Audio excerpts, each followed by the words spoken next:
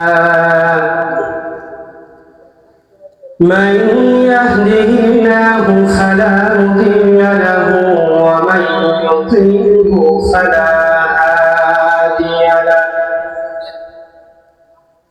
ونشهد أن لا إله إلا الله وأن محمدا عبده ورسوله.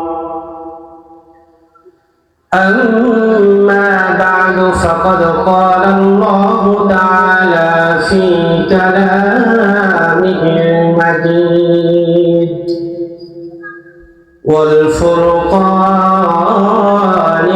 الحميد.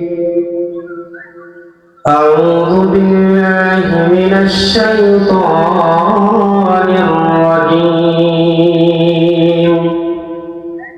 بسم الله الرحمن الرحيم. وابتغ فيما آتاك الله الدار الآخرة ولا تنس نصيبك من الدنيا وأحسن كما أحسن الله إليك ولا تبغ الفساد في الأرض إن الله لا يحب المفسدين. وقال رسول الله صلى الله عليه وسلم: الكيس من دان نفسه وعمل لما بعد الموت إن الله وملائكته يصلون على النبي يا أيها الذين آمنوا صلوا عليه وسلموا تسليما. اللهم صل على سيدنا ونبينا وشفيعنا وحبيبنا ومولانا محمد صلى الله عليه وعلى آله وأصحابه وبارك وسلم. আলহামদুলিল্লাহ, মহান আল্লাহ সুবহানাহু ওয়া তাআলার দরবারে লাখো কোটি শুকরিয়া, যেই মহান আল্লাহ তাআলা আমাদেরকে অত্যন্ত ভালোবেসে দ্বীনে মজলিসে এসে আল্লাহ সুবহানাহু ওয়া তাআলার মহাগ্রন্থ পবিত্র কোরআনুল কারীমের এবং রাসূলুল্লাহ সাল্লাল্লাহু আলাইহি ওয়াসাল্লামের মুখনিসৃত বাণী হাদিসে কারীমা থেকে কিছু আলোচনা শোনার মতন সুযোগ আল্লাহ তাআলা আমাদের গুটি কয়েক মানুষকে করে দিয়েছেন। এই জন্য আমরা আল্লাহ সুবহানাহু ওয়া তাআলার দরবারে শুকরিয়া আদায় করি। আলহামদুলিল্লাহ। ভাই আওয়াজটা আরেকটু বাড়াই দেন।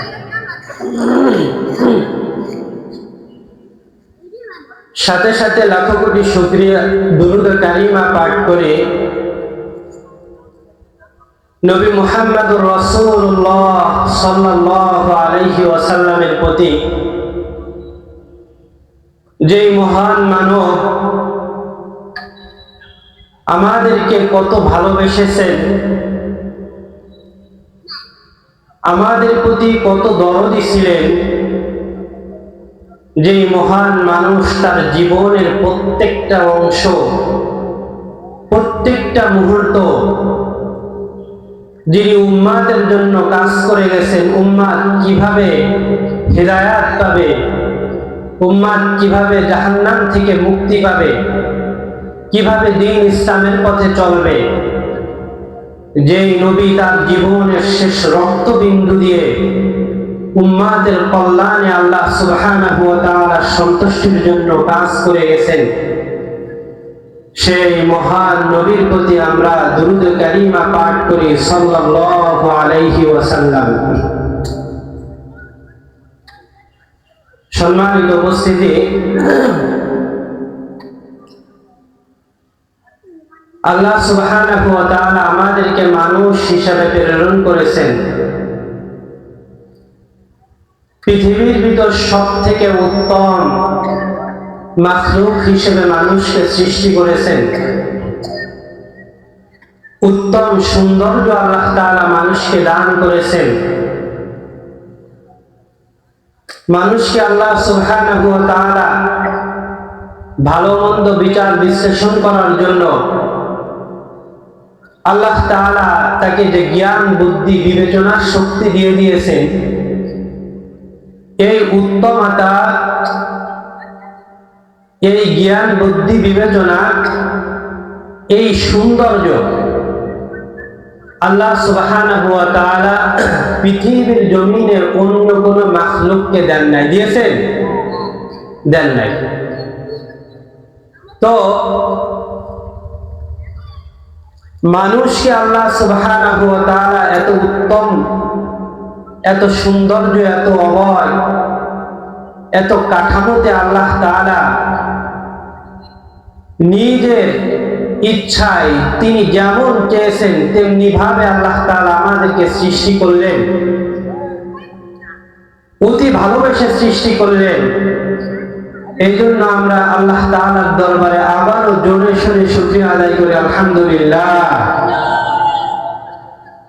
আল্লাহ তাআলা যে আমাদেরকে সুন্দরভাবে দেখতে সুন্দর করেছেন, আমাদেরকে সুন্দর বিবেচনা শক্তি দিয়েছেন, সমস্ত পৃথিবীর ভিতর মানুষকে সব থেকে বেশি সম্মান আল্লাহ তাআলা দান করেছেন। এজন্য আসলে আমরা খুশি না বেজার? খুশি, তাই না? তাহলে আমরা খুশির একটা সংবাদ দিয়ে পবিত্র কোরআনুল কারীমের আয়াতের মাধ্যমে আমরা আলোচনা শুরু করি। দেখেন, আল্লাহ সুবহানাহু ওয়া তাআলা তিনি যে উত্তম ভাবে মানুষকে সৃষ্টি করেছেন, পবিত্র কোরআনুল কারীমের 30 নম্বর পারা সূরা 3, সূরা 3 এর 3 নম্বর আয়াতে আল্লাহ সুবহানাহু ওয়া তাআলা তিনি মানুষকে কেমন ভাবে সৃষ্টি করেছেন তার একটা বর্ণনা দিয়েছেন। আল্লাহ সুবহানাহু ওয়া তাআলা পবিত্র কোরআনুল কারীমের সূরা 3 এর 3 নম্বর আয়াতে আল্লাহ তাআলা বলেন, লাকাদ খালাকনাল ইনসানা ফি আহসানি তাকওয়িম। আল্লাহ সুবহানাহু ওয়া তাআলা বলেন, ও আমার বান্দারা, তোমরা কি জানো যে আমি তোমাদেরকে কত দয়া করে, কত ভালোবেসে, কত উত্তমতা দিয়ে তোমাদেরকে দান করেছি। আল্লাহ সুবহানাহু ওয়া তাআলা তিনি বলেন যে আমি পৃথিবীর বুকে মানুষকে সব থেকে উত্তম চেহারা এবং সৌন্দর্য দিয়ে আমি তৈরি করেছি।